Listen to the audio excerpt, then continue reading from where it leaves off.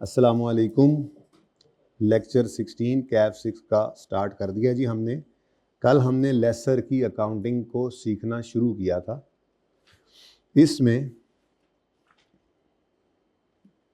Implicit rate लिखा हुआ था 14% और मैंने आपको कहा था कि मैं आपको ज़रा इसके ऊपर डिस्कशन पहले करूँगा, फिर आगे पढ़ेंगे, ठीक है।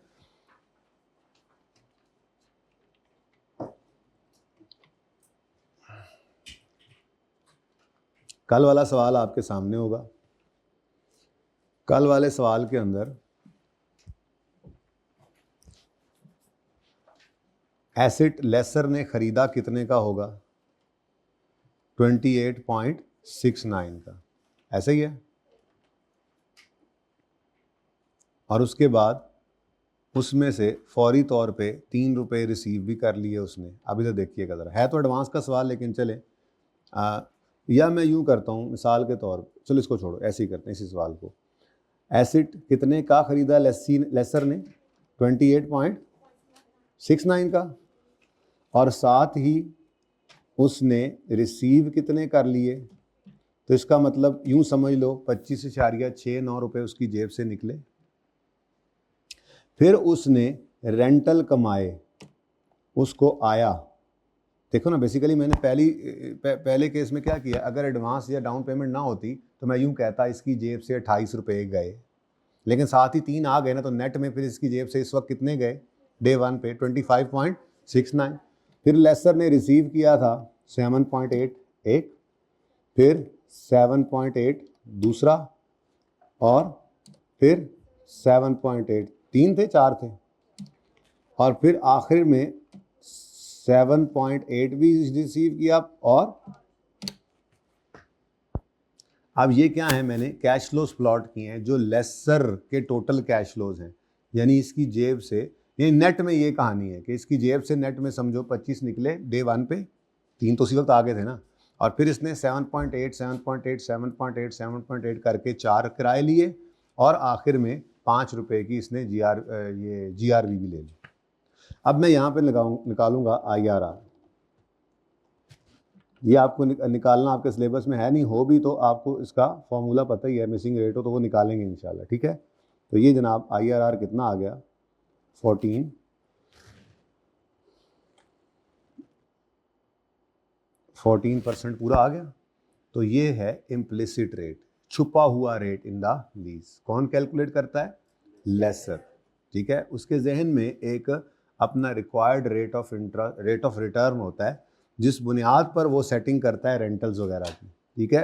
उसके जहन में होता है कि मैंने आज में ग्रॉस इन्वेस्टमेंट, मैंने आज इन्वेस्टमेंट की है इतनी, और फिर अगले 4 साल में मैं इस एसिड के पैसे भी लेना चाहूँगा। और जाहिर सी बात है, एसिड खरीद के उसी एसिड के पैसे तो इसने लेने नहीं हैं, इसने 4 साल में कुछ इंटरेस्ट भी कमाना है। तो वो रिक्वायर्ड रिटर्न जो उसके जहन में होता है, उसकी बुनियाद पे वो ये कैलकुलेशन करता है इसकी IRR की, ठीक है। तो ये इम्प्लिसिट रेट का मतलब क्या है? छुपा हुआ रेट, छुपा हुआ इन द लीज। तो जो छुपा हुआ रेट इन द लीज होता है वो कैलकुलेट कौन करता है? लेसर, ठीक है। ये पहली बात हो गई। फिर दूसरी बात मैंने आपको बताई थी कि लेसी भी लेसर वाला इम्प्लिसिट रेट ही यूज करता है अगर वो उसे पता हो, और अगर लेसी को इम्प्लिसिट रेट का पता नहीं होगा तो वो अपना इंक्रीमेंटल बोरिंग रेट यूज करेगा। अब वो क्या होता है उसकी भी थोड़ी सी बात मैं आपके साथ कर देता हूँ, ठीक है। तो ये समझ आ गया। अब इस तरह से कोई और सवाल आया ना लेसर का, तो उसको भी ऐसे ही प्रूव कर दूंगा। सवाल में IRR मतलब इम्प्लिसिट रेट गिवन होगा, हम उसको प्रूव कर लेंगे कि देखो यही है, ठीक है। अब ये वाली डिस्कशन जो इंटरेस्ट रेट की है, ये भी कहीं पे हमने लिख लेनी चाहिए। तो जहाँ पे हम बाकी बातें लिख रहे थे वहीं पे मेरे ख्याल में इकट्ठा लिखते रहते हैं। तो ये जनाब लेसी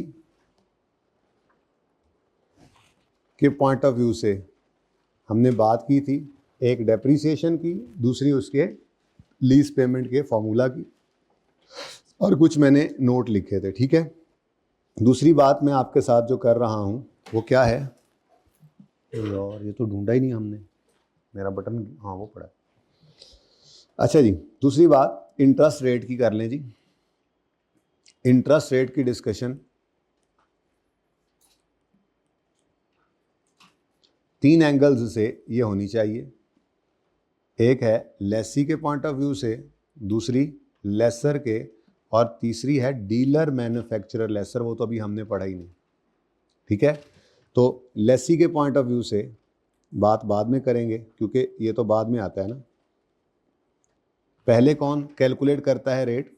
जो लीज के अंदर छुपा हुआ रेट होता है, जिसको इम्प्लिसिट रेट कहते हैं, वो निकालता है हमेशा लेसर। तो हम बात भी यहीं से ही शुरू करते हैं। मैंने तरतीब वो रखी है असल में जो पढ़ाने की तरतीब थी आपको। पहले मैंने लेसी पढ़ाया था आपको, फिर आपको लेसर पढ़ाया था, ठीक है ना जी। तो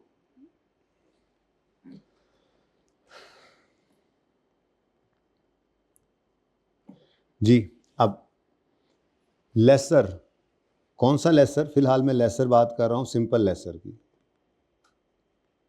तो कोई तिलों वाला लेसर भी होता है। ये अगर सादा लेसर है तो कोई तिलों वाला लेसर भी होता है। हाँ, डीलर मैन्युफैक्चरर लेसर, वो अभी नहीं पढ़ना, वो मे बी नेक्स्ट वीक में पढ़े, ठीक है। अच्छा, अब लेसर खुद कैलकुलेट करता है इम्प्लिसिट रेट, और यूज़ भी हमेशा फिर क्या करेगा?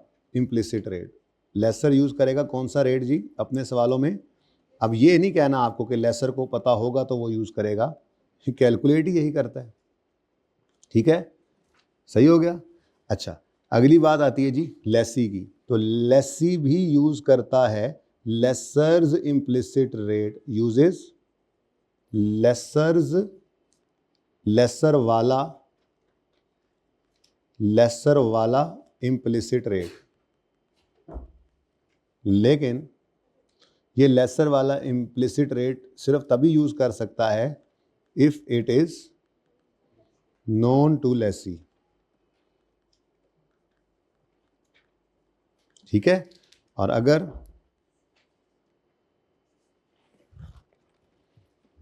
अब यही मसला है ना बटन के बगैर,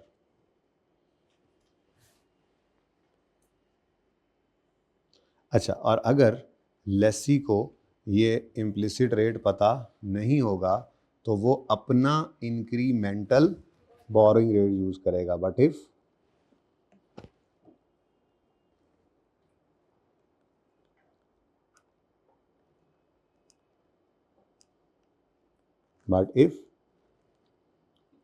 lessors implicit rate is not known to lessee,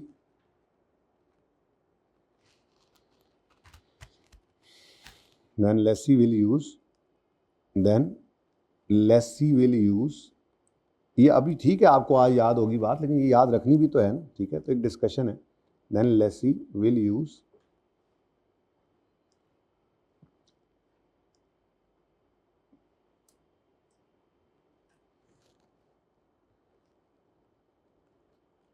its own incremental borrowing rate। अब ये क्या होता है ये थोड़ा सा समझा देता हूँ।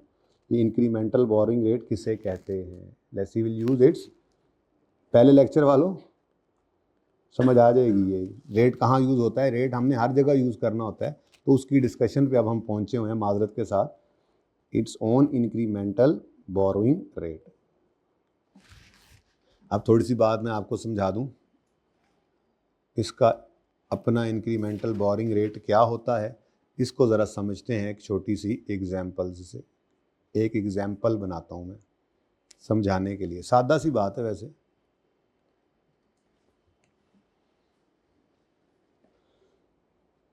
लेसी के पास कुछ एग्जिस्टिंग लोन्स हैं। लेसी ने ऑलरेडी 2 लोन्स, लेट से मिसाल के तौर पे लेसी ने 2 लोन्स ले रखे हैं। लोन 1 इसको मिला था 13% पे, और फिर एक और लोन ये बाज़ार से लेने गया, तो चूंकि ये रिपीट कस्टमर बन जाता है तो इसको अगला लोन सस्ता मिलेगा। ऐसा ही है? बिल्कुल गलत बात आपने की है। लोन एक बार अगर लिया हुआ हो किसी बंदे ने और वो दोबारा बैंक के पास लोन लेने जाए तो वो कहता है तुम तो और रिस्की हो गए हो। तो लोन के मामले में ऐसी बात नहीं कि रिपीट कस्टमर है इसको सस्ता लोन मिलेगा, नॉर्मली इसको महंगा लोन मिल रहा होता है, ठीक है ना।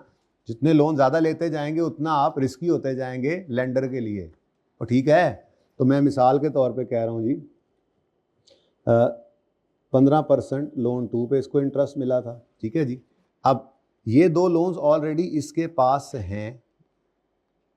अगर ये नया लोन लेने जाए, ठीक है, तो इसको ये नया लोन लेट से 18% पे मिलेगा। ये लोन अभी लिया नहीं होता इसने, लेकिन हम क्या बता रहे, अब ये आपको बता देगा सवाल के अंदर। ये ऐसे नहीं कि आपको खुद जाके देखना पड़ेगा, मार्केट में पेपर छोड़ के मार्केट में निकल जाओगे, बैंक से जाके पूछोगे जी आप इस कंपनी को जरा देखो इसको कितने में, नहीं ऐसा नहीं, सवाल में आपको गिवन होगा। तो मैं आपको थोड़ा लॉजिकली बस समझा रहा हूँ, ठीक है, कि अगर लेसी नया लोन लेने जाए तो उसको नया लोन मिलेगा 18% में, तो लेसी का इंक्रीमेंटल बोरोइंग रेट फिर बन गया 18%, ठीक है जी। लेकिन इंपॉर्टेंट थिंग इज ये लोन अभी लिया नहीं है, जिसका 18% रेट आना है ना जी, ये लोन अभी लिया नहीं है, ओके।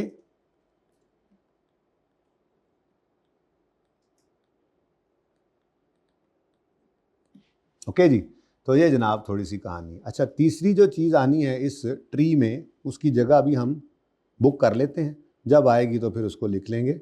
वो है जनाब डीलर, लेसर ही है लेकिन वो लेसर तिलों वाला होगा। ये सादा लेसर होता है, वो तिलों वाला लेसर होता है, मतलब वो मैन्युफैक्चरर भी खुद होता है और लेसर भी बन जाता है खुद चीज़ बनाकर। अभी तक हमने क्या देखा था, वो बैंक ने होंडा से, याद है पहले दिन, बैंक ने होंडा से गाड़ी खरीद कर लेसी को लीज पर दी थी, तो वो सिंपल लेसर होता है।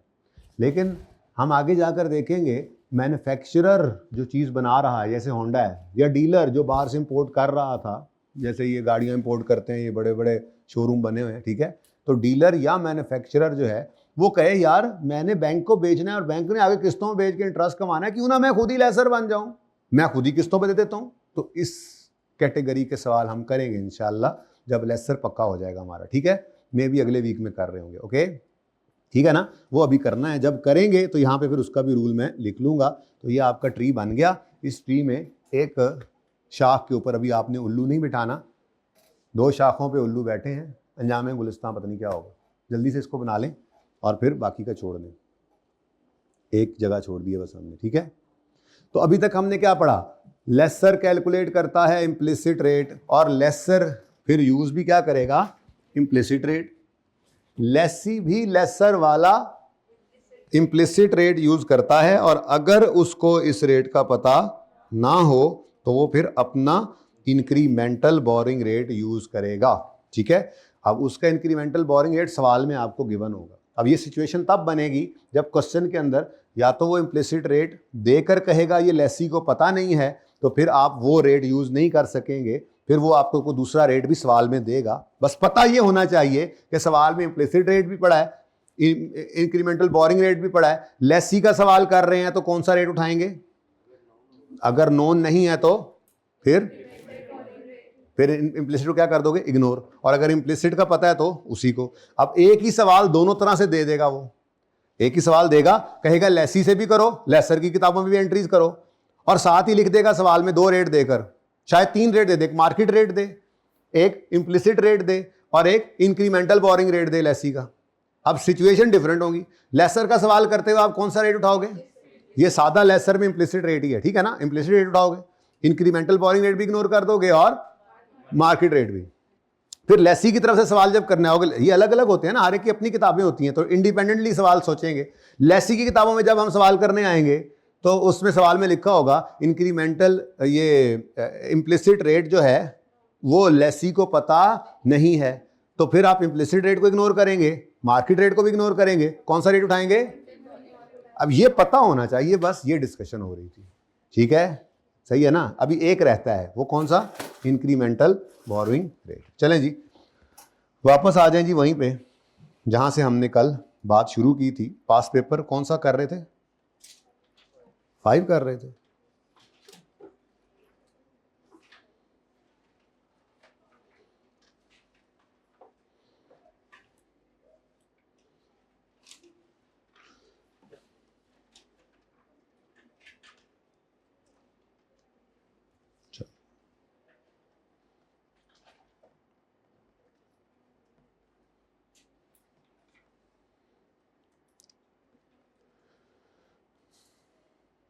अच्छा जी, अब हम लेसी की अकाउंटिंग जब हमने शुरू की थी तो हमने कहा था लेसी कमेंसमेंट डेट पे एंट्री स्टार्ट करता है। एसिड खरीदने की कोई एंट्री लेसी ने नहीं करनी, क्योंकि लेसी ने तो एसिड खरीदा ही नहीं बाजार से, वो तो बैंक ने, लेसर ने खरीदा था, ठीक है।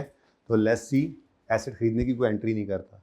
जब लीज पे एसिड उसको मिल जाता है तो एंट्री करता है right of use debit, lease liability credit. Rule क्या था, right of use lease liability किस पे रिकॉर्ड करते हैं, पीवी ऑफ एलपी पे, और राइट ऑफ यूज कॉस्ट पे।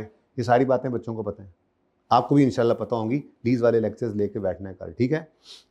अच्छा, उसके बाद किस्त जब पे होगी तो एंट्री होगी lease liability debit, interest expense debit, cash credit. तुम क्यों नहीं बोल रहे, क्या करने आए हो, बोलो एंट्री बोलो। अच्छा नेक्स्ट, पता लगे इनको क्या आपको पता है, ताकि ये जोश जज्बे से पढ़ें जाके कि बस 4-5 लेक्चर हैं, लीज हमारी हो जाएगी, ऐसे जोश आ जाए इनमें जी। Depreciation expense debit, accumulation credit, इसकी डिस्कशन भी थी अभी, देखी वहाँ पे, वो माजरत मैं रिवाइज करना भूल गया, तो आप बता दें मुझे, रिवाइज करा दें। डेप्रीसिएशन राइट ऑफ यूज की, लेसी के पॉइंट से डेप्शन की क्या डिस्कशन है, अगर ओनरशिप विल ट्रांसफर तो यूजफुल लाइफ पे, और ओनरशिप विल नॉट ट्रांसफर तो शॉर्टर ऑफ यूजफुल लाइफ और लीज टर्म, ठीक है। अच्छा, उसके बाद वर्किंग वन में लीज पेमेंट और present value of lease payment आती है, और स्केड्यूल हम स्टार्ट करते हैं पीवी ऑफ एलपी से। ये हमारी लेसी की अकाउंटिंग थी। कल हमने जाते जाते एंड के 15 मिनट में लेसर की अकाउंटिंग शुरू की थी, ठीक है, जिसमें मैंने बात यहीं से शुरू की थी कि लेसर एसिड बाजार से खरीदेगा तो उसकी एंट्री होगी PPE debit, cash credit, fair value मतलब जितनी उसको बाजार से जिस कॉस्ट पे मिलना है। फिर जब लीज पर दे देता है तो चूंकि सिग्निफिकेंट रिस्क एंड रिवॉर्ड इस टाइप, ये लेसर की ना 2 तरह की लीजेज हैं, मैं नाम बताए बगैर पहली करा रहा हूं, आज वैसे नोट बनाऊंगा तो नाम लिख दूंगा उसका, ठीक है। तो ये जिस तरह की मैं लीज पढ़ा रहा हूं ना, इसमें सिग्निफिकेंट रिस्क एंड रिवॉर्ड जो है वो लेसी को ट्रांसफर हो जाते हैं। अब उसके पीछे कोई एक लॉजिक, कोई एक रीजन, कोई एक साइन सिग्नल नहीं है। टोटल 5 क्वेश्चंस हैं जो स्टैंडर्ड ने कहे हैं पूछो, उन 5 में से किसी एक का जवाब भी यस आ गया ना तो ये वाली लीज है जिसमें significant risk and reward transfer, वो इंशाल्लाह देखूंगा आज, नहीं तो कल वो कर रहे होंगे। अच्छा, लेकिन नहीं, बल्कि आज नहीं करेंगे, अभी तो हम इस लीज को पक्का करेंगे, जब ये पक्की हो जाएगी, जब तो अभी तो दूसरी टाइप की लीज ही नहीं है, सवाल ही वही उठाने हैं मैंने जो, तो फिर जब ये पक्की हो जाएगी तो फिर हम वो क्वेश्चंस भी मैं डिस्कस करूंगा आपके साथ, तो फिर हम लेसर का सवाल देखते हुए वो 5 सवाल करके डिसाइड करेंगे लेसर की कौन सी लीज। लेकिन फिलहाल तो लेसर की भी हमें एक ही लीज पता है, लेकिन इसके पीछे लॉजिक क्या है, ये एसिड किताबों से निकालने की लॉजिक क्या है, significant risk and reward lessee को ट्रांसफर कर देता है लेसर, इसलिए वो अपनी किताबों से एसिड को निकाल देता है और रिकॉर्ड करता है लीज रिसीवेबल। एसिड किताबों से निकल गया, लीज रिसीवेबल रिकॉर्ड हो गया। अब इसने इंस्टॉलमेंट रेंटल रिसीव करना है तो इसकी एंट्री इसी के उलट हो गई थी, कैश इसको आया, cash debit, lease receivable debit, interest income credit, वो एक्सपेंस बुक करता है लीज लायबिलिटी पे, ये लीज रिसीवेबल पे इंटरेस्ट इनकम, वो लेट पेमेंट पे इंटरेस्ट पे कर रहा है, ये लेट पैसे रिसीव करने पे इंटरेस्ट इनकम रिसीव कर रहा है। फिर डेप्रिसिएशन क्यों नहीं कर रहा, एसिड ही नहीं है, काहे की डेप्रिसिएशन। फिर ग्रॉस इन्वेस्टमेंट और नेट इन्वेस्टमेंट वर्किंग वन के अंदर आएगी इस लेसर के सवाल में, ठीक है। तो मैंने स्केड्यूल इस सवाल का बना दिया था और फिर जर्नल एंट्रीज की थी जो कि रिक्वायर्ड नहीं थी, तो अच्छा हो गया, स्केड्यूल आज दोबारा बना लेते हैं, जरा फटाफट रिवाइज हो जाएगा और असल रिक्वायरमेंट की तरफ आएंगे। एक्सट्रैक्ट्स बनाने हैं और अच्छा एंट्रीज करनी थी, ओके कोई बात नहीं, एंट्रीज जबानी करेंगे क्योंकि एंट्रीज हम कल कर चुके हैं, ठीक है। और अब हम नोट बनाएंगे, लेकिन नोट रिक्वायरमेंट है, मैं एक्सट्रैक्ट्स भी बनाऊंगा। पहला सवाल है ना लेसर का, सारा कुछ करना है हमने, ठीक है। तो सवाल आपके सामने, Galaxy leasing limited leasing company है, has leased certain equipment to dairy products limited. अब यही सवाल दोनों तरह से भी हो सकता है, लेकिन हमने रिक्वायरमेंट में देखना है, ठीक है, ओके। आज इंशाल्लाह अल्लाह ने चाहा तो लेसर के पॉइंट ऑफ व्यू से भी जीआरवी और यूजीआरवी की डिस्कशन हो जाएगी। एक डिस्कशन कल भी की थी यार, आपने रिवाइज नहीं कराई, तो रोज रिवाइज कराना है आपने। जीआरवी कब आती है, जब ownership will not transfer to lessee वाला केस हो। तो जीआरवी के बारे में क्या कहा था, लेसर को होती है टेंशन, वो कहता है लेसी गारंटी करो। मसलन लेसी ने गारंटी की 10 मिलियन, अब घर आके वो सोचेगा मैं कैसे इस्तेमाल, बानो बताएगी उसको, हैं सरताज क्यों परेशान हो, क्योंकि मैं सोच रहा हूँ मैंने 10 मिलियन गारंटी किया लेकिन एसिड तो मैंने मंड के चलाना है, तो उसको तो 6-7 मिलियन ही मिलना है बस, तो फिर बाकी तो मुझे पे करना पड़ेगा। तो बानो ने क्या कल कहा था, जीआरवी को ऐड कर लें जितनी एक्सपेक्टेड टू बी पेड है, ठीक है, और सही है। और अगर आपको लगता है कि 10 मिलियन सताज मिल जाएंगे लेसर को एंड पे, तो फिर कुछ भी ऐड ना करो। ये भी हमारी डिस्कशन हो चुकी है। एनीवेज वो जीआरवी, अब ये तो कितनी बातें 5-6 लेक्चर्स में जो हमने की, आपको परेशान नहीं कर रहा, ये हम रिवीजन कर रहे हैं, हम रोज ही ऐसे करते हैं, ठीक है। तो आप परेशान ना हो, लेकिन आप लेक्चर्स ले लीजिएगा, ओके।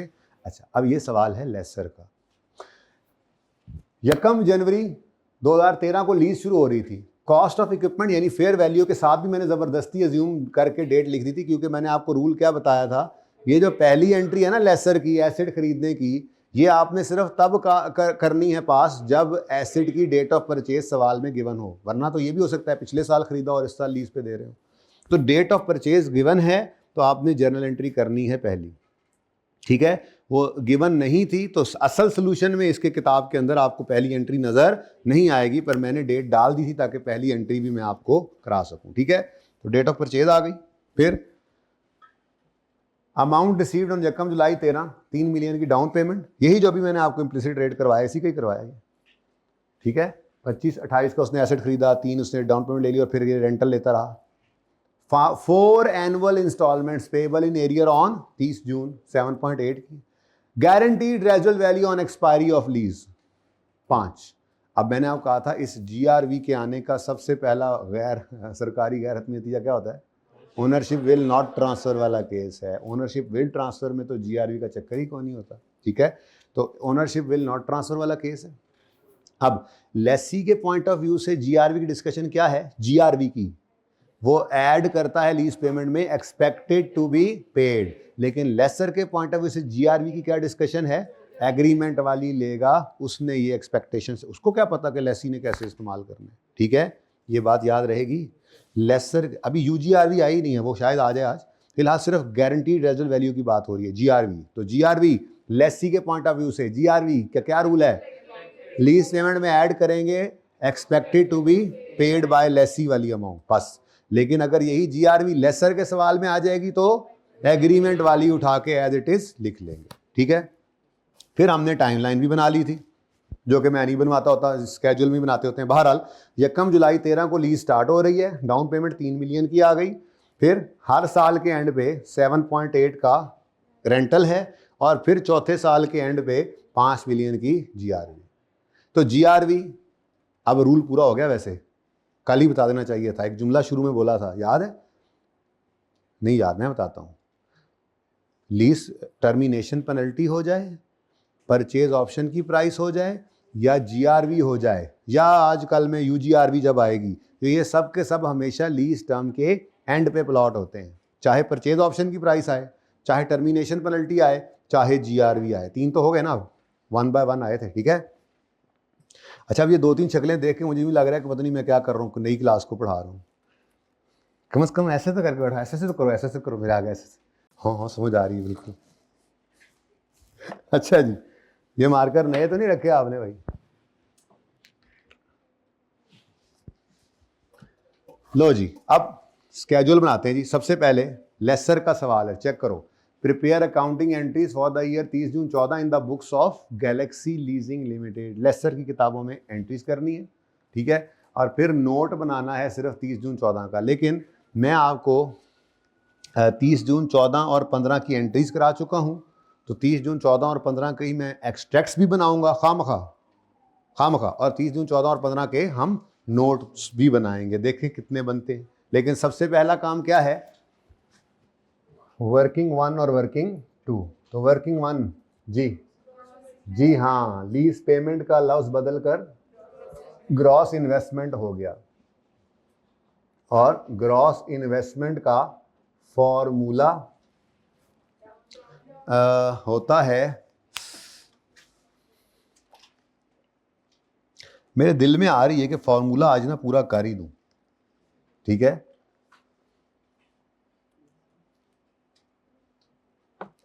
लेकिन उसके लिए मुझे पहले फिर जीआरवी यूजीआरवी की डिस्कशन करनी पड़ेगी। करते हैं, आ जाओ, सवाल वापस आएंगे, सवाल को शुरू नहीं करते।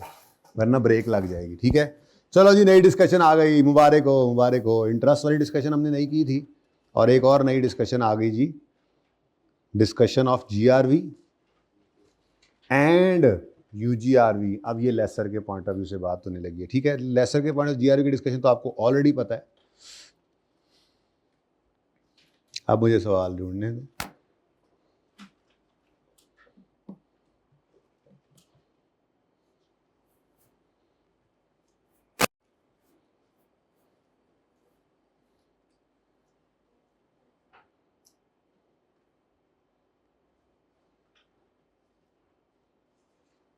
ठीक है जी, अच्छा जी, यहीं कहीं करीब करीब ही हमने, मुझे लगता है वो डिस्कशन भी की होनी है, करीब तो कोई नहीं है बस। ये कल हमने बात की थी, अगर ओनरशिप ने ट्रांसफ़र ना हो लेसी को eight the end of lease term, तो लेसर को फिर अपने एसेट की फिक्र पड़ जाती है। वो कहता है ये माले मुफ्दिले बेरहम करके ही यूज़ करेगा, और एंड पे एसेट के पल्ले कुछ नहीं होना जब मुझे मिलना है। तो वो क्या करता है, वो लेसी को कहता है, लेसी देखो, if ownership will not transfer यानी asset will be return to lessor, तो यही तो लेसर को टेंशन है। तो फिर लेसर क्या कहता है लेसी को, मुझे गारंटी करो कि मुझे एंड पे कितनी रेजिडुअल वैल्यू मिल जाएगी। तो लेसी कहता है मैं वादा करता हूँ तुम्हें 18 मिलियन मिल जाएगा। अब घर आके वो सोचेगा, अगर तो उसको लगता है कि वो एसेट एहतियात से इस्तेमाल करेगा तो कम से कम 18 तो उसको मिल ही जाएगा लेसर को बाजार से, तो फिर इसको कुछ भी पे करना नहीं पड़ेगा। तो एक्सपेक्टेड टू बी पेड 0 हो गया, तो लीज पेमेंट के फॉर्मूला में हमने कहा था 0 ऐड करो, तो down payment plus rental plus GRV क्या आ गया 0। और अगर लेसर को गारंटी करके आया है 18 मिलियन और घर आके सोचता है नहीं नहीं मैं तो सुकून से ही चलाऊंगा, टेंशन क्या लेनी, लीज के एंड में वापस कर देंगे, जो थोड़े बहुत पैसे दे देंगे उसको ऊपर, और लगता है जिस तरह मैंने इस्तेमाल करना है 12 को मिलियन इसको एंड पे मिल जाएगा।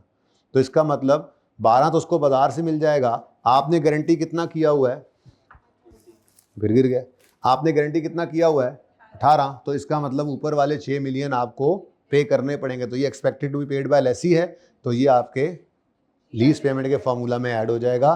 तो इस सूरत में लीज पेमेंट का फॉर्मूला बनेगा down payment plus rental plus GRV, GRV में क्या ले लोगे 6। ठीक है ना, तो ये तो डिस्कशन थी आपकी लेसी के पॉइंट ऑफ व्यू से, और फिर वो गिर गया। चलो खैर, अब भी ढूंढना पड़ेगा।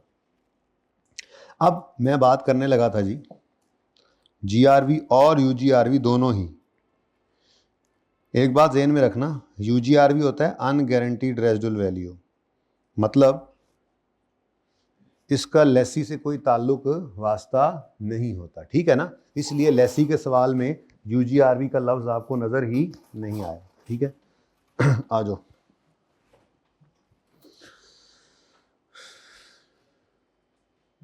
Discussion of GRV and UGRV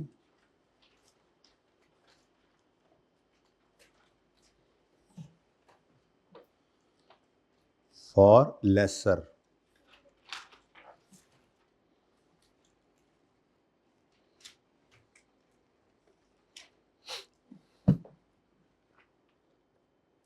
अच्छा जी, जीआरवी के बारे में तो मैं पहले ही आपको बता चुका हूं कि जीआरवी का रूल क्या है। जीआरवी के बारे में तो पहले ही बता चुका हूं, लेसर एग्रीमेंट वाली जीआरवी को लेसर एग्रीमेंट वाली जीआरवी को लीज पेमेंट में ऐड कर लेगा। ये सोचो सूचो कोई नहीं करता, ठीक है ना, इसको बस ये पता है मुझे ये गारंटी हुई है तो मिलने ही मिलने हैं। ठीक है, ऐड कर लेगा। ओके, अच्छा अब बारी आती है यूजीआरवी। अब ज़रा कहानी समझिएगा। ये जनाब लेसी है,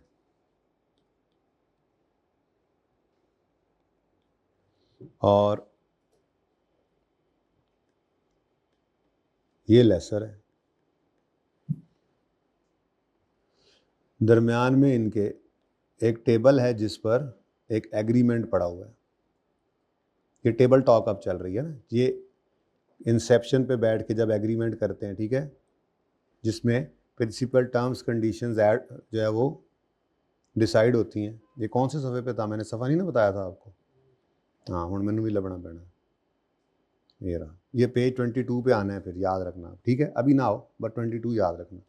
अच्छा जी, इस टेबल के ऊपर ना जी एग्रीमेंट पड़ा है, और इस एग्रीमेंट के ऊपर बहुत सारी टर्म्स कंडीशंस लिखी हुई हैं,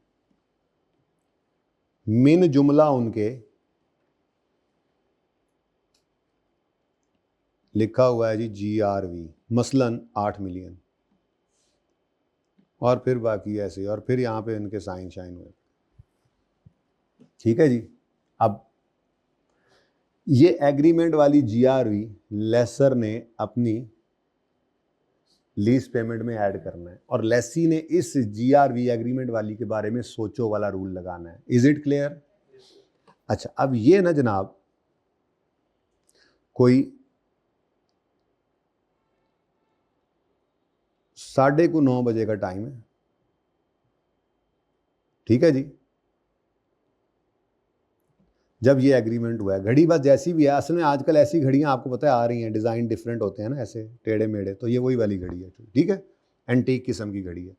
अब ये 9:30 बजे मामला हो गया, ठीक है जी। इसके बाद चाय शाय पी के लेसी जो है ना जी वो चला गया, ठीक है। अब लेसर जो है वो, ये कुछ 9:30 बजे का टाइम हो रहा है, लेसी को जाता हुआ दिखाऊं पहले आपको, ठीक है। ये जनाब लेसी चला गया, ये लेसी चला गया, ठीक है जी, लेसी गया। अब गारंटी करके लेसी घर चला गया। अब लेसी ने घर जाके, पता है आपको, अपने हिसाब से अकाउंटिंग करनी है, बानों से पूछ के अपनी, ठीक है। लेकिन इधर बैठा हुआ है मिस्टर लेसर। लेसर अब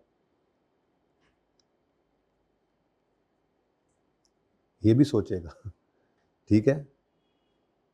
इसके पास एग्रीमेंट पड़ा है जिसमें क्या लिखा हुआ है, गारंटीड रेजर्व वैल्यू कितनी है, 8 मिलियन, ठीक है। अब ये सोचेगा और सोचकर अंदाज़ा लगाएगा कि मुझे, अब ये भी अपना एक अंदाज़ा लगाएगा कि मुझे जब लीज टर्म के एंड पे लेसर कह रहा है मुझे ये एसेट जब मिलेगा वापस, ठीक है, तो मिसाल के तौर पे मुझे 12 मिलियन इसके मिल जाने, ठीक है। तो लेसर विल एस्टिमेट दैट, मैंने कहा इसने एस्टिमेट किया that at the end of lease term asset will have a residual value of 12 million. ये अब इसका अपना अंदाज़ा है, ठीक है ना जी। ये सारी अकाउंटिंग अंदाज़ों पे हो रही होती है। स्टार्ट में खड़े होकर तो अंदाज़ा ही लगाया जा सकता है ना, जैसे आप पहले भी ज़िंदगी में करते आए हैं। एसेट के लाइफ के स्टार्ट में खड़े होकर रेजिडुअल वैल्यू क्या होती है, एक अंदाज़ा ही तो होती है, अंदाज़ा लगा रहे हैं, ठीक है, कि कितनी होगी इसकी रेजिडुअल वैल्यू, कितनी होगी जी, 12 मिलियन, ठीक है। That at the end of lease term asset will have a residual value of 12 million, ठीक है जी। अब ये सोच है सर, ज़रा सोच, ये इसके दिमाग के अंदर सोच चल रही थी, ठीक है जी। ये ना करना यार बेटा, देखो यार क्या करते हो यार, लैपटॉप इतनी मुश्किल से सोच बनाई थी हमने लेसर की, तो ये जनाब इसकी क्या चल रही है, सोच, ठीक है। ये सोच रहा है, लेसर सोच रहा है कब, ये कोई मिसाल के तौर पे अब कोई 11 को बजे का टाइम हो गया, लेसी तो चला गया हुआ है, ठीक है जी, और ये जनाब कोई 11 बजे के करीब, 11:30 बजे, 11:15 बजे के करीब जो है ये बैठा, अब सोच रहा है अपनी कुर्सी के ऊपर, ये कुर्सी पे बैठा है, खड़ा कुर्सी पे जो भी है, ठीक है, ये बैठ के ऐसे करके सोच रहा है कुर्सी पे खड़ा है, ऐसे जैसे आप लोग बेंच पे खड़े होकर पढ़ेंगे कि टेस्ट नहीं देंगे तो अगले हफ्ते से।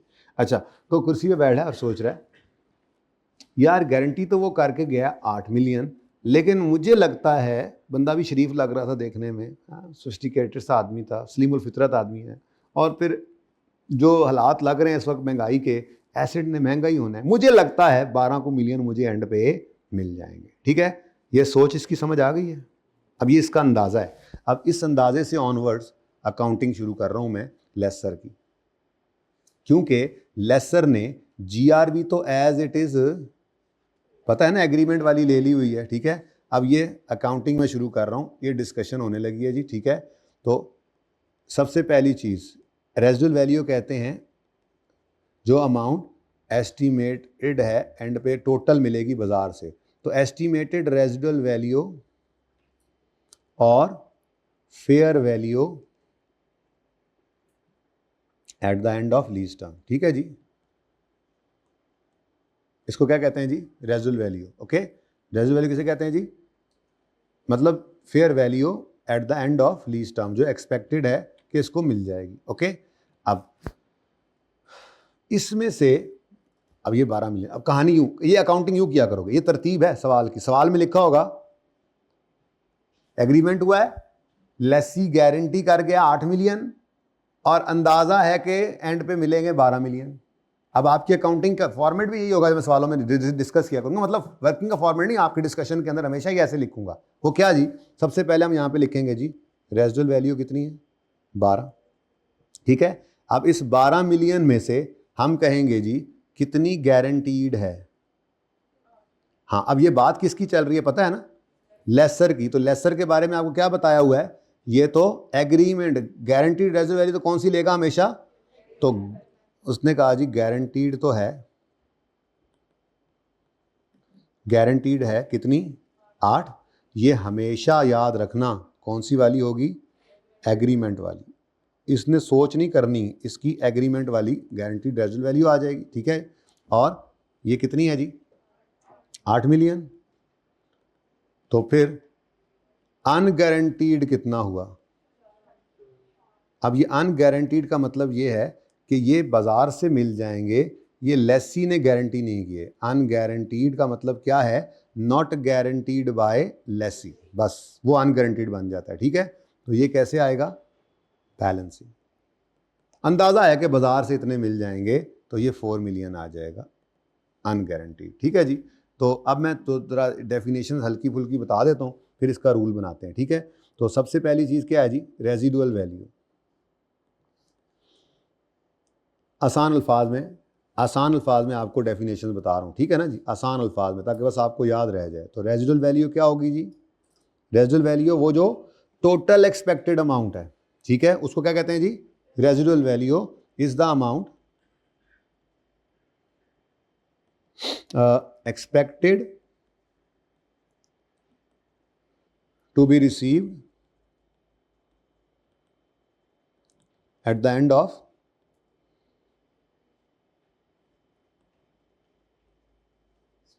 लीज टर्म, ठीक है जी। ये हमारी इस एग्जाम्पल में कितनी है? 12। हमारी इस एग्जाम्पल में कितनी है? 12। अच्छा, नेक्स्ट गारंटीड रेजिडुअल वैल्यू किसे कहेंगे जी? Guaranteed residual value is the amount that is guaranteed as per agreement. GRV is the amount guaranteed as per agreement. Agreement में जो लिखा हुआ है, ठीक है जी। और तीसरी चीज क्या पढ़ी आज हमने? Unguaranteed residual value, UGRV। ये क्या है? is the amount that is not guaranteed, बस is the amount that is not guaranteed। अभी फिलहाल सादा रखा, आगे इसकी तफसील थोड़ी सी है, कभी थ्योरेटिकल पढ़ेंगे, वो असल में थ्योरेटिकल नहीं बल्कि न्यूमेरिकल में भी टेस्ट कर लेता है। वो ये है कि गारंटीड रेजिडुअल वैल्यू में स्टैंडर्ड कहता है कि गारंटीड रेजिडुअल वैल्यू सिर्फ वही है जो लेसर के जानने वालों के अलावा से मिली हो। मतलब लेसी लेसर का जानने वाला नहीं है, लेसी का रिश्तेदार हो, कोई इंश्योरेंस कंपनी हो, लेकिन लेसर का जानने वाला का गारंटी दे तो वो IFRS 16 GRV में नहीं लेता, वो UGR में डालता है। तो बहरहाल ये डिस्कशन बाद में करेंगे, फिलहाल सादा बात क्या है जी? ये डिस्कशन ऑफ GRV और UGRV समझ आई है जी? सादा बात है, बस अब मुकम्मल होगी बात। लेसर और लेसी का एग्रीमेंट हुआ, लेसी ने गारंटी की 8 मिलियन की एग्रीमेंट और गारंटी करके चला गया। 9 साढ़े 9 बजे एग्रीमेंट हुआ। अब 11 साढ़े 11 बजे लेसर ने सोचा कि मुझे लगता है, अच्छा ये काम भी हो सकता था, फिलहाल ये एक एग्जांपल है, डिफरेंट अभी एग्जांपल्स करते हैं, ठीक है, थोड़ी प्रैक्टिस डिफरेंट। मुझे लगता है 12 मिलियन लीज टर्म के एंड पे मुझे मिल जाएगा इस एसेट से बाजार से, ठीक है। तो उसमें से 8 तो पहले ही क्या है, गारंटीड, तो बाकी फिर किस में डालेगा, अनगारंटीड में। अब फर्क पता है क्या है, ये 8 मिलियन लेसर कहेगा मैंने लेसी से लेने हैं और ये बाहर बाजार से मिल जाएंगे, लेकिन लेसर के पॉइंट ऑफ व्यू से ये ग्रॉस इन्वेस्टमेंट में डल जाएगा। वजह, क्योंकि लेसर की टोटल इस इन्वेस्टमेंट के ऊपर उसको ये वाले पैसे भी आने हैं, सिर्फ ये वाले और रेंटल्स नहीं आने हैं। लेसर के पास एसेट वापस आ जाना है ना, तो उसके लिए तो ये भी उसी के पैसे हैं। अब हम ऐसा करते हैं, लेसर का फॉर्मूला बना लेते हैं। अच्छा तो था हम वहीं बनाते जहां लेसी का फॉर्मूला था, लेकिन कोई नहीं, मुझे लेसी का फॉर्मूला आप रिवाइज करा दो। लेसी का फॉर्मूला मुझे रिवाइज करा दो। लेसी का फॉर्मूला मुझे रिवाइज कराओ, लीज पेमेंट का। ना पूरी बात ही नहीं किया आपने, आपको कहना चाहिए था पहले, अगर ओनरशिप विल ट्रांसफर, तस्वीर खिंचवाता हूं भाई, अभी तो ऊपर निकल गई बात, सब्र कर जाओ। ओनरशिप विल ट्रांसफर है तो लीज पेमेंट का फॉर्मूला बोलो, down payment plus rental plus purchase option. आगे नहीं, प्लस कुछ नहीं, आगे परचेज ऑप्शन के ऊपर को बात थी, भूल गए। हाँ, ऐड करेंगे परचेज ऑप्शन को सिर्फ तब अगर रीजनेबली सर्टन हो कि वो एक्सरसाइज करेगा, और अगर ओनरशिप विल नॉट ट्रांसफर वाला केस है तो फिर फॉर्मूला है डाउन पेमेंट, लीज पेमेंट का फॉर्मूला क्या है, down payment plus rental plus GRV. अब जीआरवी की डिस्कशन कल ही की थी, वो क्या है, वो सिर्फ उतनी अमाउंट ऐड करनी है लेसी ने जो एक्सपेक्टेड टू बी पेड हो। डन हो गया। अब इसी तरह से लेसर के भी फॉर्मूला है, वो ग्रॉस इन्वेस्टमेंट कहेंगे लीज पेमेंट की जगह पे उसको, बस इतना सा फर्क है। तो लेसर फॉर्मूला, अगर ओनरशिप विल ट्रांसफर हो तो क्या होगा, और ओनरशिप विल नॉट ट्रांसफर हो तो फिर क्या होगा। अच्छा मेरे दिल में पता नहीं क्यों आ रहा है, चलो फिलहाल पहले लेसर का ही लिख लेते हैं। दिल में आ रहा था कि लेसी का भी लिख लें, वो भी लिख लेंगे अगर दिल करेगा आपका तो। अच्छा जी, लेसर फॉर्मूला, अगर ownership will transfer to lessee वाला केस है,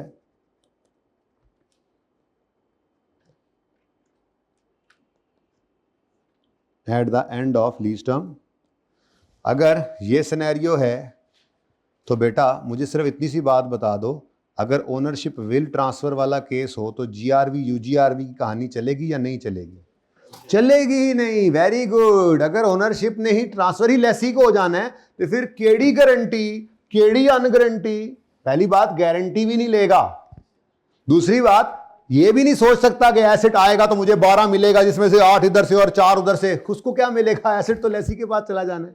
तो इसका मतलब अगर ओनरशिप विल ट्रांसफर वाला केस हो तो लेसर का फॉर्मूला क्या बनेगा, ग्रॉस इन्वेस्टमेंट का, आप बता दो, कसम से दिल जीत लो आज तो, down payment plus rental plus purchase option आ सकता है, परचेज ऑप्शन, और यहां पर भी वही रूल है, एक्सपेक्टेड है कि वो जो है वो इसको एक्सरसाइज करेगा तो ये भी ऐड, वो सादा बात हो गई, उसने वो जो पे करने हैं इसने रिसीव करने, और एसेट तो लेसर ने दे देना लेसी को, ठीक है। तो ग्रॉस इन्वेस्टमेंट का फॉर्मूला क्या बना, down payment plus rentals plus purchase option की प्राइस, और यहां पर रूल क्या है, रूल परचेज ऑप्शन का रूल क्या है जी, कब ऐड करते हैं, इफ एडेड ओनली इफ, ऐसे ही लिखा था ना, वहीं से कॉपी कर लाता हूं मैं, अभी टेंशन ना लो, चला जाऊंगा जाने copy, added only if it is reasonably certain that lessee will exercise this option.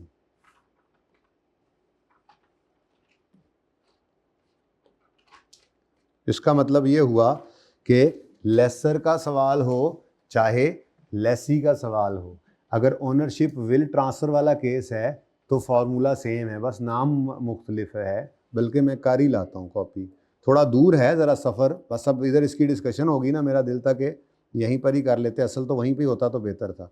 Anyways आ गए हम इधर।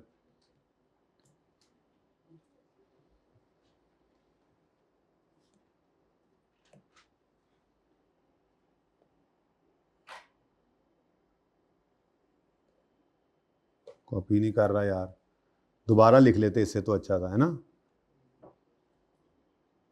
हाँ मेरी सहूलत ना देखना, देख ही नहीं सकते हो तुम लोग मेरी सहूलत। तो ये जी लेसी के केस में आपका रिवाइज भी हो गया। चलो, लीज पेमेंट का फॉर्मूला क्या है जी? Down payment plus rental plus purchase option, अगर ओनरशिप विल ट्रांसफर वाला केस है तो। लेकिन पीओ को कब ऐड करते हैं? जब रीजनेबली सर्टन हो कि ये एक्सरसाइज करेगा। और अगर ओनरशिप विल नॉट ट्रांसफर वाला केस हो तो लीज पेमेंट का फॉर्मूला क्या है? Down payment plus rental plus GRV. और जीआरवी में क्या लेंगे हम? लेसी के सवाल में expected to be paid amount जो है, ठीक है जी। अब हम इसको मैं जान के उठाकर इधर लाया हूँ ताकि ज़रा कंपैरिजन में भी देखते जाएं, ज़िंदगी आसान हो ना, ऐसी टेंशनों में ना पड़े रहें। कितने गया एरिया? तो यहाँ पे जनाब मैंने कॉपी पेस्ट किया, अल्लाह करे पेस्ट हो जाए। हो गया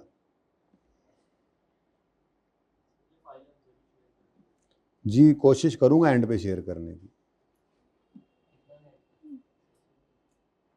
क्या कह रहा है? कितने की शेयर करेंगे? ये है ही आप लोगों के लिए, बस मैं कर जाऊं, इस फाइल को बना लूं बस।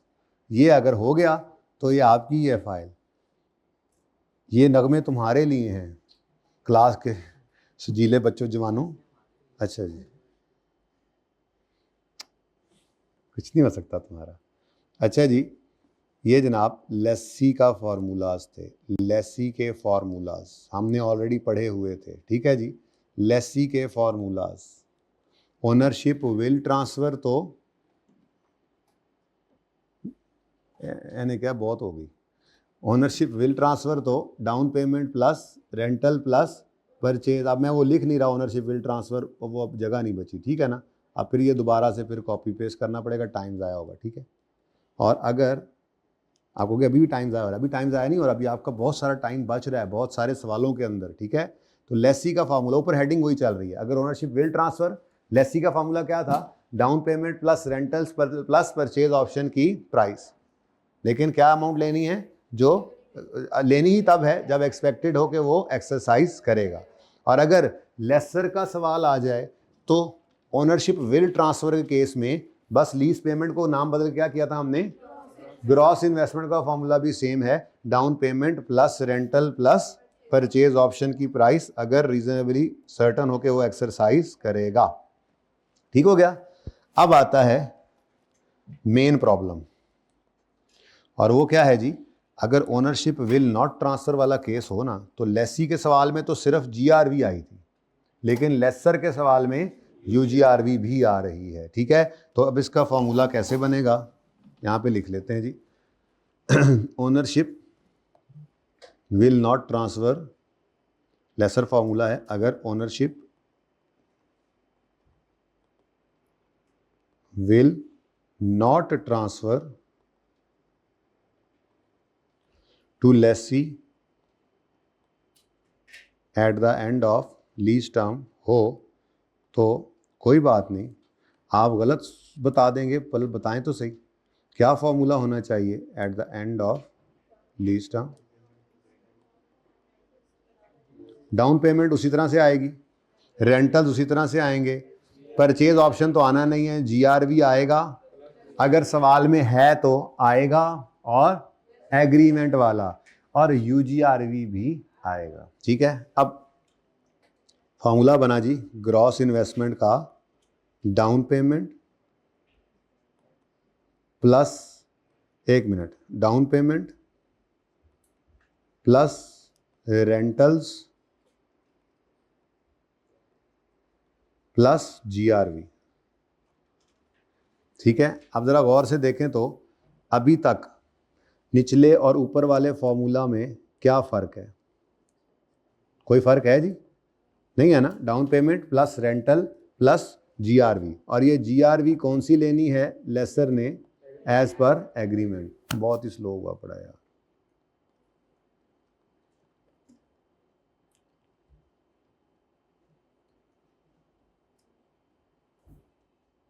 ठीक है, एडिशनल चीज क्या आ सकती है लेसर के सवाल में, UGRV।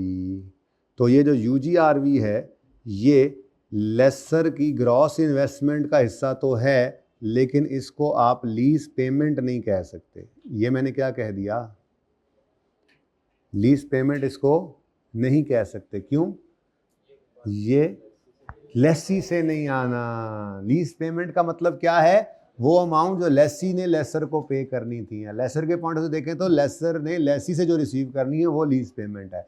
इसका मतलब ये हुआ कि ग्रॉस इन्वेस्टमेंट का अगर मैं बड़े वाला फॉर्मूला बनाऊं ना, तो वो पता है क्या बनता है, lease payments plus UGRV। Lease payments, ये चेक करो जरा, लीज पेमेंट्स चेक की है मेरी, लीज पेमेंट्स प्लस UGRV। तो ब्रॉड फॉर्मूला आज बन गया हमारे पास ये आगे यूज करना है, इसलिए मैंने ये बात कर ली। लो जी, कहानी खत्म। कोई क्वेश्चन है तो मुझसे पूछें आप। लेसी का सवाल हो, नॉर्मल लीज हो, ओनरशिप विल ट्रांसफर, तो फॉर्मूला क्या है लीज पेमेंट का, down payment plus rental plus purchase option की price. If it is certain के वो परचेज ऑप्शन एक्सरसाइज करेगा तब लेना है परचेज ऑप्शन की प्राइस को, वरना नहीं। लेसर का सवाल हो, नॉर्मल लीज हो, ओनरशिप विल नॉट ट्रांसफर, तो down payment plus rental plus GRV। और ये लेसी का सवाल है तो GRV लेसी लेता होता है, expected to be paid. Okay, अब आ गए हम लेसर की तरफ। आज नया पढ़ा। लेसर का सवाल हो, ओनरशिप विल नॉट ट्रांसफर वाला केस हो, तो दोनों फॉर्मूला सेम ही हैं। GRV UGRV का चक्कर नहीं है, तो फिर क्या बचता है, down payment plus rentals plus purchase option की प्राइस, अगर एक्सपेक्टेड है कि लेसी इसे एक्सरसाइज करेगा। लेकिन अगर लेसर का सवाल हो और ओनरशिप विल नॉट ट्रांसफर वाला केस हो, तो फिर ये सारी डिस्कशन आ जाती है GRV और UGRV की। ओनरशिप विल नॉट ट्रांसफर में तो टेंशन पड़ती है, उसको गारंटी कराता है, फिर सिर्फ गारंटी करा के नहीं, क्योंकि एसेट्स के पास वापस आ जाना है और एसेट इसने बाजार में बेचना है, तो जो एडिशनल एक्सपेक्ट कर रहा है कि इसको इससे पैसे आने हैं, वो भी इसी ग्रॉस इन्वेस्टमेंट पे इसको रिटर्न आ रहा है। लेसर को देखा जाए तो इस एसेट से ओवरऑल ये सब आ रहा है, डाउन पेमेंट, रेंटल्स, GRV और UGRV भी इसी एसेट से आ रहा है। तो लेसर के पॉइंट ऑफ व्यू से फिर हम UGRV को भी इसके ग्रॉस इन्वेस्टमेंट के, जिसको मैं लीज पेमेंट नहीं कह रहा, UGRV is not part of lease payment. UGRV is not part of lease payment, but it is part of gross investment. ठीक है, तो फिर ग्रॉस इन्वेस्टमेंट का फॉर्मूला क्या बना, लेसर के केस में अगर ओनरशिप विल नॉट ट्रांसफर वाला केस हो तो वो होता है लीज पेमेंट, जो लेसी से आने हैं उसमें वही चीजें जो पहले ही हैं, और दूसरा UGRV। ठीक है, तो लीज पेमेंट प्लस UGRV। अब लीज पेमेंट में क्या है, down payment plus rental plus GRV। लेकिन ये GRV ये सोच वाली नहीं होती, लेसर के केस में ये एग्रीमेंट वाली होती है, और UGRV जो है वो बाहर से बाजार से इसको मिलनी है। ठीक है, चलो जी, अब पहली ये पिक्चर ले लो भाईजान, ले ली थी पिक्चर,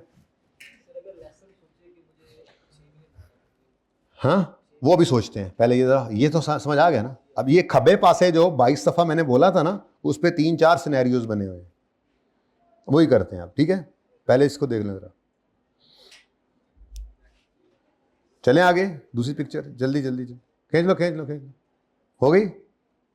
उसके बाद ये इकट्ठे कर दिए फॉर्मूलाज। चलो, ये पहला केस ओनरशिप विल, ऊपर हेडिंग लिखी हुई, ठीक है ना, ओनरशिप विल ट्रांसफर और विल नॉट है, क्योंकि ये पहले ही लिखे हुए थे, नई चीज ऊपर वाली है। असल में ना मैं क्वेश्चन नंबर 5 कर रहे थे ना, उसमें मैं अभी लिखने ही लगा था इस तरह से, हालांकि आज वाले सवाल में UGRV है नहीं, लेकिन कल को आ जाए तो पहले से तैयारी पकड़ते हैं ना हम, तो पता है आपको। ठीक है, तो इसलिए वो फॉर्मूला मैं यूं लिखने लगा था, तो मुझे ख्याल आया कि ये तो मैंने डिस्कशन ही नहीं की हुई, तो चलो अच्छा है, ताज़ा दम थे, डिस्कशन हो गई। ठीक है जी, अब थोड़ी सी इसकी प्रैक्टिस कर लें। पेज नंबर 22 पे हम आ गए।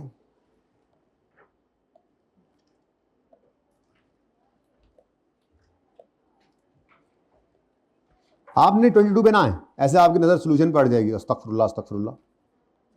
इधर देखें, हाँ उन्हें असूल पे चलेंगे, ठीक है। वो असूल क्या है ये देखो, वर्किंग ऐसे, यानी लेसी का सवाल होगा तो जीआरवी के लिए expected to be paid add करना है। वो कैसे निकालते हैं, जो गारंटी किया है और जो मिलना है उसके डिफरेंस से। अगर गारंटी किया है 10, लगता है 12 आएंगे तो 0 ऐड करो। गारंटी किया है 10, लगता है आपको 7 आएंगे तो 3 ऐड करो। वो लेसी साइड पे एक ही सवाल दोनों तरह से करना होगा, वहां पे जाके ये काम पढ़ना है फिर आपको। लेसी का सवाल करते हुए लेसर को नहीं सोचना, लेसी इज ओवर। अब आज वाली डिस्कशन आ गई, GR ownership will not transfer के केस में आता है, ठीक है। जीआरवी आया मतलब लेसी ने गारंटी की रेजिडुअल वैल्यू, ठीक है। अब लेसर आकर सोचेगा एक्सपेक्टेड कितना है, जितना एक्सपेक्टेड होगा उसमें से गारंटी कितना है, जितना गारंटी हो जाएगा बाकी फिर बैलेंसिंग फिगर को क्या कह दिया करेगा। बस ये हमारा रूल बन गया। हम जब भी सवाल में यूजीआरवी जीआरवी आएगी लेसर के सवाल में तो ये हमारा ट्री बनेगा, बस ये दरख्त, ये शाख, 2 शाखें 2 उल्लू, ठीक है। अब 1 बाय 1 सवाल ओपन करते जाते हैं। पहला सवाल एग्जाम्पल 1, उधर ना देखें बुक पे, यहां देखकर डिसाइड करें।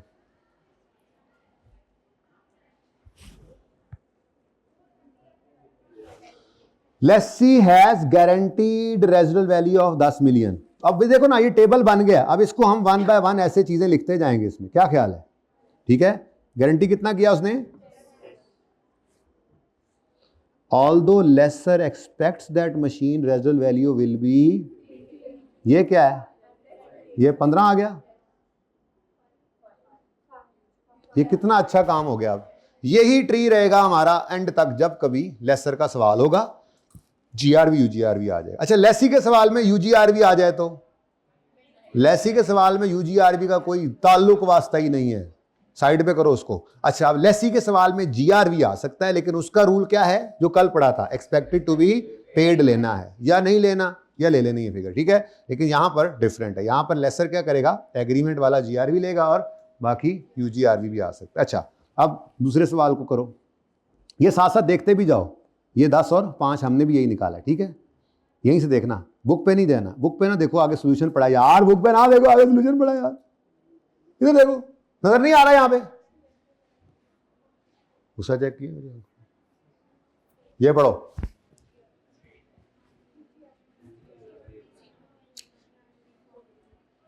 बेहतरीन नहीं होगा ये दरख्त है जी। Lessee has not guaranteed any residual value, ठीक है। However lessor expects that machine will have market value of, तो सारी की सारी क्या बन गई, फॉर्मूला अब आपके पास है, down payment plus rental plus GRV 0 आ जाएगी और यूजीआरवी में 4, ठीक है। ठीक शो, अगला शो करो।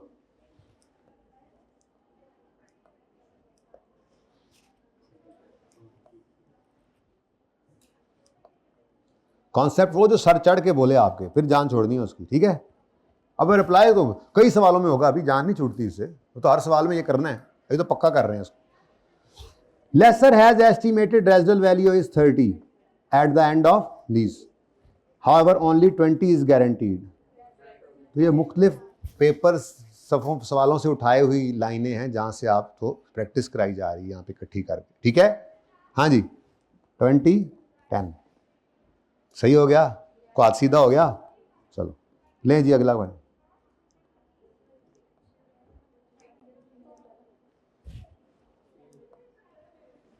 जी lessor estimates that residual value of asset at the end of lease term is, lease term के एंड पे कितनी है जी, out of which 200 is guaranteed, तो 300 इज, सारा बस कर दें, अब थक गए हम, है ना, कोई नहीं, 2 रह गए, वही कर ही दो, जल्दी करो, असल तो एंड में बड़ा होगा।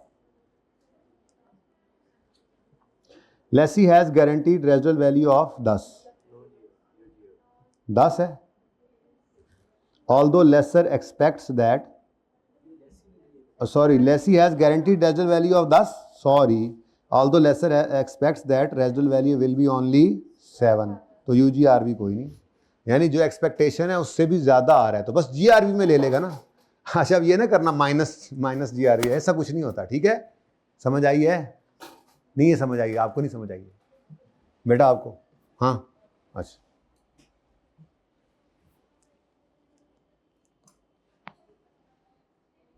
ठीक है जी। Lessee has guaranteed residual value of 13। लेसी ने गारंटी की है रेजिडुअल वैल्यू कितनी जी? 13 की। 1 इज गारंटीड बाय, अच्छा ये ना बाद में करना है, फिर बाद में करेंगे, आज ये ज़्यादा हैवी हो जाना है, ठीक है। मैंने बात की थी थोड़ी सी, लेकिन फिर मेरे दिल में आई कि ये बहुत बोझ बन रहा है। एक डिस्कशन है छोटी सी कि सुन लो जैसे ज़बानी, कि लेसी या उसके जानने वाले जो गारंटी करते हैं, स्टैंडर्ड कहता है सिर्फ वही जीआरवी में आएगा। उसके अलावा अगर लेसर का कोई रिश्तेदार गारंटी कर दे तो वो स्टैंडर्ड गारंटीड में नहीं रखता, तो वो फिर जीआरवी नहीं यूजीआरवी में चला जाएगा। लेकिन ये डिस्कशन फिर किसी वक्त दोबारा करेंगे, ताकि ये वाला पक्का हो चुका हो, थोड़ा रिलैक्स हो गए हों। अब कॉन्सेप्ट्स आज बहुत हो गए, ओवरफ्लो ना हो जाए। अब सवालों की तरफ चलते हैं, आपको नया कॉन्सेप्ट नहीं करना, ओके। तो ये थोड़ी सी बात, ये पेंडिंग है अभी, ठीक है। नहीं दिखाऊंगा, मैं नहीं दिखाऊंगा यार, तुम पहले सोए हुए थे। वो पिक्चर अब तब बनानी चाहिए तुम्हें, तब जब डीलर मैन्युफैक्चरर आएगा। चलो पास पेपर 5 पे वापस चलो, जा रहा हूँ वैसे तुम्हारे लिए, अब क्या करें। अब बच्चे जैसे भी हैं, अब बच्चे तो बच्चे ही होते हैं ना अपने।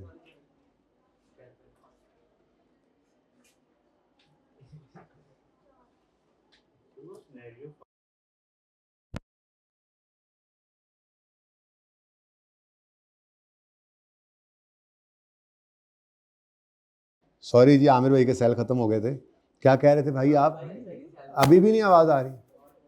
हाँ, पार्ट 2 शुरू करना है? वो अभी नहीं करना ना, अभी पार्ट 1 एकदम से क्लोज हुआ था। अभी 1 मिनट जाते हैं, पार्ट 2 शुरू कराता हूँ। पार्ट 1 अभी चल रहा है, वो एकदम से बीच में आपको ये स्टॉप जो लगा है, ये आमिर भाई सेल खत्म होने की वजह से लगा है। हाँ, क्या फरमा रहे थे आप? भाई कह रहे हैं रेजिडुअल वैल्यू 7 है, जबकि गारंटी वो 10 ले रहा है। तो भाई बस सादा बात है, स्टैंडर्ड का रूल, पहले फिर लॉजिक भी देता हूँ। सादा रूल क्या है स्टैंडर्ड का, कि लेसर ने एग्रीमेंट वाली जीआरवी को ले लेना है। अच्छा, अब लॉजिकली सोचो, अगर बाजार से उसको 7 भी मिलने हैं तो लेसी ने कितने गारंटी किए हुए हैं? तो ऊपर वाला 3 कहाँ से ले लेगा वो? तो उसको तो गारंटी हो गया ना। इसलिए छोड़ो, बस लॉजिक में ना जाओ, बस सादा बात है। फिलहाल बस याद रखो, बहुत ज़्यादा कॉन्सेप्ट्स आज पढ़ा दिए वैसे, है ना, ज़्यादा हो गया आज। ये जो ये जीजीआर समझ आया, और फर्स्ट समझ आया, फिर ओके, कोई मसला नहीं। चले फिर ऐसा करते हैं, अब यहाँ पे पार्ट 1 को क्लोज करते हैं, और पार्ट 2 में हम अपना पास पेपर 5 करते हैं एक नए जोश, नए जज्बे के साथ। और उसमें हम अपना लेसर का जो फॉर्मूला लिखेंगे वो भी अब नई पैकिंग में लिखेंगे, हैं? हाँ, पुरानी चीज़ नई पैकिंग में, ओके। और फिर सवाल को करते हैं, पार्ट 1 क्लोज करें।